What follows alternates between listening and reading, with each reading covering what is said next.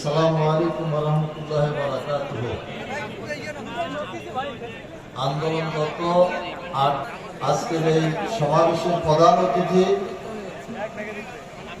ইসলামী আন্দোলন বাংলাদেশের মোহতারাম আমির সরনাথ পীর সাহেব জনাব মাওলানা সৈয়দ রেজাউল করিম সাহেব, উপস্থিত কেন্দ্রীয় নেতৃবৃন্দ এবং স্থানীয় নেতৃবৃন্দ, সাংবাদিক ভাইয়েরা এবং জনতা, আমি সর্বপ্রথমে রুহের মাগফিরাত কামনা করছি।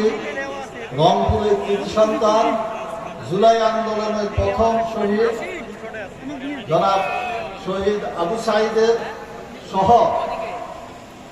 শত শত শহীদ যারা হয়েছে, ফ্যাসিস্ট হাসিনাকে এই দেশ থেকে বিতাড়িত করার জন্য তাদের সবাই রুহের মাগফিরাত কামনা করছে। সংগ্রামী উপস্থিতি, আপনারা জানেন আজকে বাংলাদেশের মানুষ দুই ধারায় বিভক্ত হয়েছে। এক ধারা 24-এর গণ অভ্যুত্থানের পক্ষে তারা যারা আর বিগত স্বৈরাচারী ব্যবস্থায় ফেরত যেতে চায় না, আর এক ধারা ভারতের ফরমায়েশে তৈরি 72-এর সংবিধানের পক্ষে অবস্থান নিয়েছে তারা। আপনারা কোন পক্ষে অবস্থান নিতে চান? 24-এর গণ অভ্যুত্থানের পক্ষে অবস্থান নেবেন?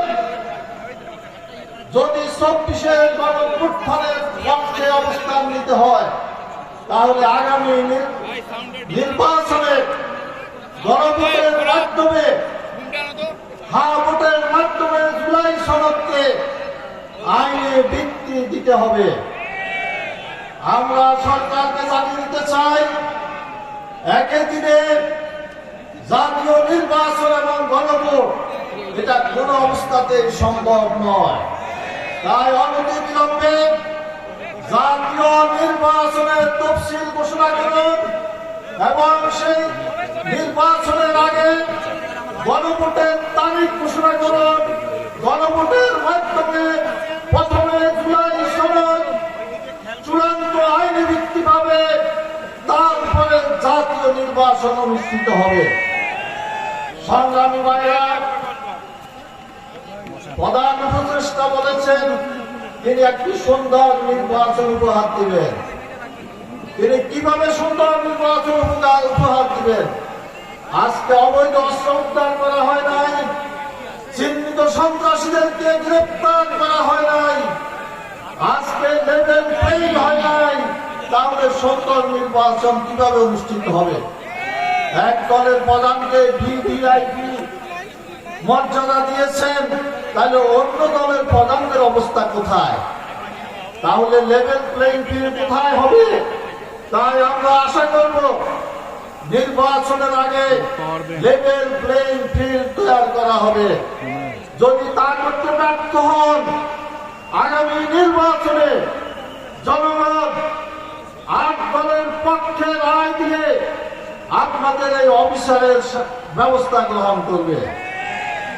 সংগ্রামী সাথী বন্ধুগণ, আমাদের অন্যতম একটা দাবি ছিল ফেসিবাদের বিচার। ফেসিবাদের জননী শেখ হাসিনার একটি মামলা রায় হয়েছে, কিন্তু তাকে নিয়ে এসেছে সেই শাস্তির ব্যবস্থা করার এখনো উদ্যোগ সফল হয় নাই। আমরা আশা করব নির্বাচনের আগে